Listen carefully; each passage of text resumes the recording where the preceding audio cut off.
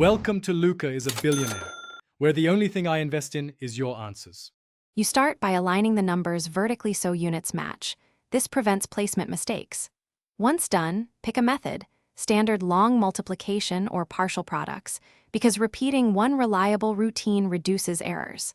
Now break large numbers into manageable digits or two-digit chunks. This lowers mental load and groups carries. Make sure to label place values if needed.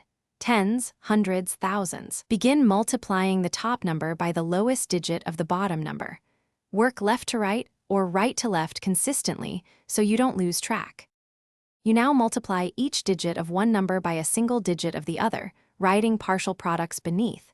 When you move to the next bottom digit, shift one column left because of place value. As you calculate, carry any overflow to the next column and record it above.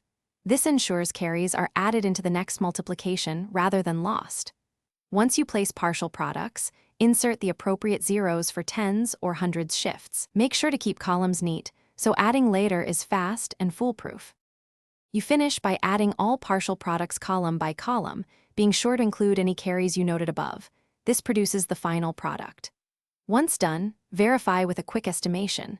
Round the factors, multiply mentally, and compare magnitudes and leading digits so you catch glaring errors fast.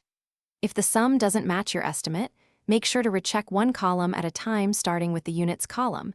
This isolates mistakes without redoing every step. A single column revisit usually reveals misplaced carries or shifts. Thanks for watching and please subscribe. It's the best investment you'll ever make.